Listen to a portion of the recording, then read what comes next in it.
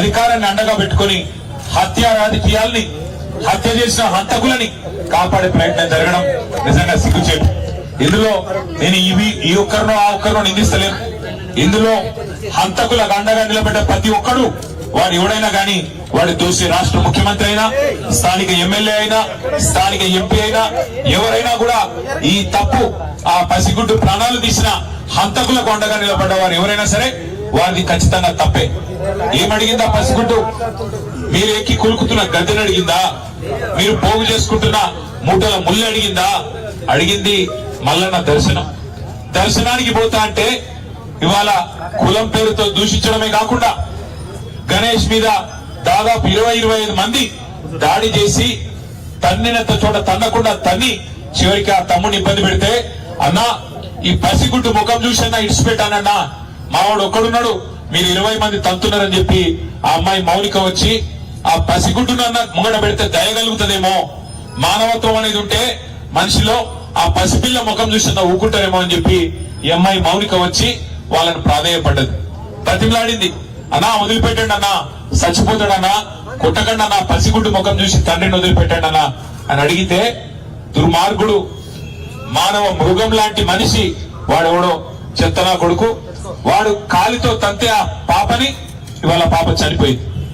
ఇట్లాంటి మానవ మృగాల్ని మరి శిక్షించాల్సిన పోలీసులు ఏం చేస్తున్నారని నేను అడుగుతా ఉన్నా.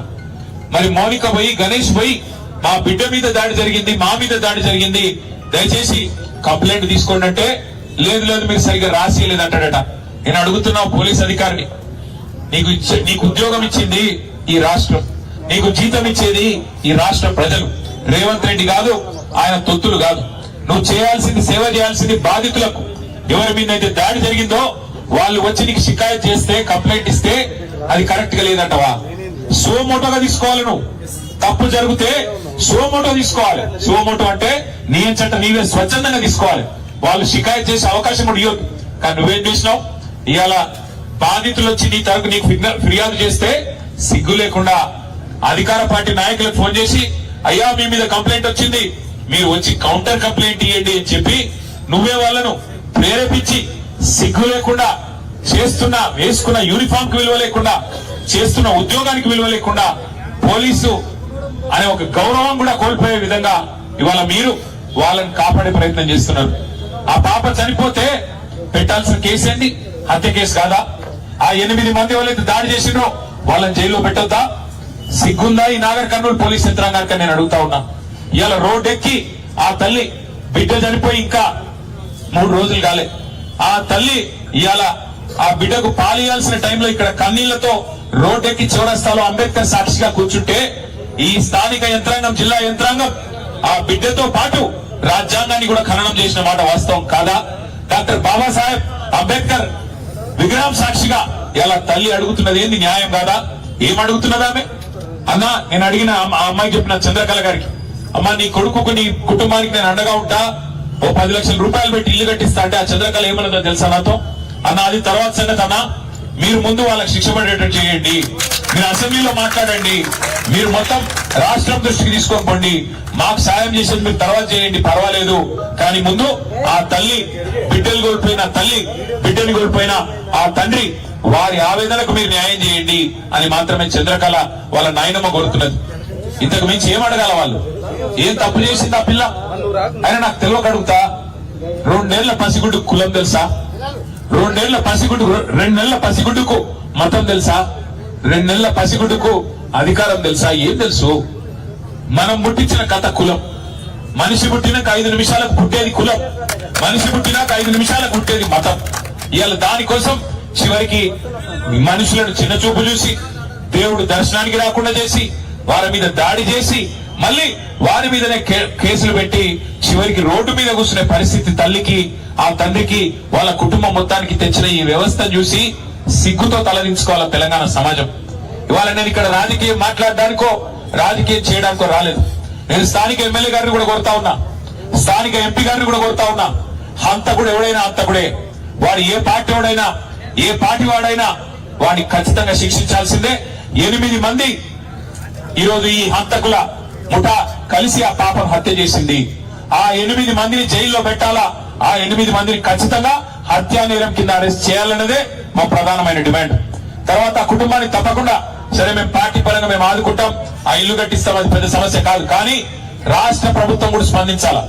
రాష్ట్ర ప్రభుత్వం కూడా ఖచ్చితంగా స్పందించి ఈ దుర్మార్గమైన అహంకారంతో ఆధిపత్యంతో అధికారం అండ చూసుకొని చెలరేగిపోయి ఆ పసిగుడ్డుని ఏదైతే హత్య చేసినారో రాష్ట్ర ప్రభుత్వం కూడా స్పందించి 1 కోటి రూపాయలు నష్టపరిహారం ఖచ్చితంగా ఆ కుటుంబానికి అందించాలి. ఆ కుటుంబంలో చదువుకున్న వాళ్ళు ఎవరైనా ఉంటే గణేష్ గాని వాళ్ళ తమ్ముడు గాని వాళ్ళ చెల్లి అక్క గాని ఉంటే తప్పకుండా వారికి వెంటనే ప్రభుత్వ ఉద్యోగం ఇవ్వాలి. ఆ కుటుంబానికి అండగా నిలబడాలి. ఆ అమ్మాయిని ఆ పసిగుడ్డును 2 నెలల పసిగుడ్డును పొత్తిళ్లలో ఉన్న పసిగుడ్డును హత్య చేసిన హంతకులను ఖచ్చితంగా శిక్షించి జైల్లో వేయాలి, అవసరమైతే ఉరి శిక్ష చేయాలి తప్ప వదిలిపెట్టొద్దని నేను కోరుతా ఉన్నా. దయచేసి ఇక్కడికి వచ్చిన మిత్రులను కూడా నేను కోరుతా ఉన్నా. సరే మేము చుట్టపుగా వచ్చినాం పోయినాం, కానీ ఇక్కడ ఉన్న మా తమ్ముళ్ళు బీసీ ఎస్సీ ఎస్టీ అందరు జేఏసీగా ఏర్పడి విశారదన్ గారు మందకృష్ణ గారి తరఫున బీఎస్పీ తరఫున అందరు కొట్లాడుతా ఉన్నారు, బీఆర్ఎస్ తరఫున కొట్లాడుతా ఉన్నారు. ఈ పోరాటం ఆపకండి. న్యాయం జరిగేదాకా మరి జనార్దన్ రెడ్డి మీ ఎంబడి ఉంటాడు. మరి జనార్దన్ రెడ్డి కూడా నేను విజ్ఞప్తి చేస్తా ఉన్నా, ఒక ధర్నాతోనో ఒక దీక్షతోనో ఈ కుటుంబానికి న్యాయం జరగదు. న్యాయం జరిగేదాకా ఈ దుర్మార్గులను శిక్షించేదాకా వదిలిపెట్టొద్దు. మానవత్వానికే మచ్చ తెచ్చిన ఈ దుర్మార్గులను ఖచ్చితంగా వదిలిపెట్టద్దు. రాష్ట్రం మొత్తం ఒక సందేశం పోవాలి. ఇట్లాంటి ఎక్కడ జరిగినా సమాజం ఊరుకోదు. ఇట్లాంటి ఎక్కడ జరిగినా మనుషులు స్పందిస్తారు. మనసున్న మనుషులు తప్పకుండా ఆ కుటుంబానికి అండగా నిలబడతారని చెప్పి మనందరం కూడా ఒక సందేశం నాగర్ కర్నూలు ఇచ్చిద్దాం. కందనూలు అంటేనే మహేంద్రనాథ్ గారు ఆనాడు చేసిన పోరాటాలకు చేసిన సామాజిక న్యాయానికి పర్యాయపదంగా నిలబడ్డది నాగర్ కర్నూలు. అట్లాంటి నాగర్ కర్నూలులో అచ్చంపేటలో ఈ ప్రాంతంలో ఈ దుర్ఘటన జరగడం, ఈ సంఘటన జరగడం నిజంగా బాధాకరం, దురదృష్టకరం. ఆ పసిగుడ్డుకు మనం ఇవ్వగలిగిన ఒకే ఒక నివాళి ఆమెను చంపిన హంతకులను న్యాయం జరగాలి, ఆ హంతకులకు శిక్ష పడాలి. ఖచ్చితంగా కుటుంబానికి మనందరం అండగా నిలబడాలి. మళ్ళొక్కసారి ఇందులో రాజకీయాలు వద్దు, ఫలానా వారిని తిట్టడం వద్దు, ఇంకొకరిని తిట్టడం వద్దు. కానీ ఆ హంతకులు ఏ పార్టీ వాళ్ళైనా ఎవరి మనుషులైనా వారిని శిక్షించేదాకా వదిలిపెట్టాం. శాసనసభ సమావేశాలు 16వ తారీఖు నుంచి ప్రారంభం కాబోతా ఉన్నాయి. ఒకవేళ ఈ లోపల న్యాయం చేసి ఆ 8 మందిని జైల్లో పెట్టకపోతే, వారి మీద హత్యా నేరం మోపకపోతే తప్పకుండా శాసనసభలో కూడా వదిలిపెట్టాం. ప్రభుత్వాన్ని గల్లబట్టి అడుగుతాం. శాసనసభలో శాసన మండలిలో ఖచ్చితంగా నిలదీస్తాం. వదిలిపెట్టమని చెప్పి కూడా ఆ కుటుంబానికి ఆశ్వాసన ఇస్తూ మరి ఆ కుటుంబానికి కూడా నేను కోరుతా ఉన్నా, మీరు దయచేసి ధైర్యం కోల్పోకండి. మీకు అండగా మేము ఉంటాం. ఎక్కడ వదిలిపెట్టి పోము. మరి జనార్దన్ రెడ్డి గారు మా పార్టీ తరఫున అనుక్షణం మీ కంటికి రెప్పలాగా కాపాడుకునే బాధ్యత మరి జనార్దన్ రెడ్డి గారికి నేను అప్పచెప్తా ఉన్నా. మళ్ళీ ఇల్లు కట్టించి ఆ ఇంట్లో కూడా పాలు పొంగించే కార్యక్రమానికి నేనే వస్తా, వచ్చి తప్పకుండా మీకు అండగా నిలబడతా అని చెప్పి కూడా గణేష్ కు, అదేవిధంగా చంద్రకళ గారికి, మౌనిక గారికి, వారి సోదరికి, వారి తమ్ముడికి కూడా మళ్ళొకసారి తెలియజేస్తూ పత్రికా మిత్రులను కూడా నేను కోరుతా ఉన్నా.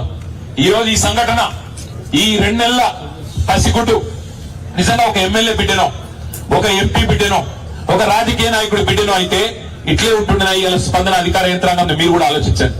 మీడియాలో కూడా చూపెట్టండి.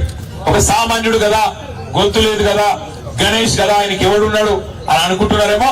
ఇంతమంది నిలబడ్డం ఇవాళ రాజకీయాలకు అతీతంగా భవిష్యత్తులో కూడా నిలబడదాం. తెలంగాణ సామాజిక చైతన్యాన్ని చాటుదాం. తెలంగాణ సమాజంలో కులము మతం పిచ్చి లేదు. మన దగ్గర ఇంకో వేరే రాష్ట్రంలో ఉన్నట్టు కులం మతం పేరు మీద రాజకీయాలు లేవు. అదే పద్ధతుల్లో మనం భవిష్యత్తులో కూడా నడవాలా. ఇక్కడ అందరూ ఒకటే, అందరి ఓట్లో ప్రవహించేది గదే రక్తం, అందరికి ఉన్నది గదే గుండె, గదే కాలేయం అన్నట్టుగా అందరం కలిసికట్టుగా ఆ కుటుంబానికి కులాలకు అతీతంగా నిలబడదాం.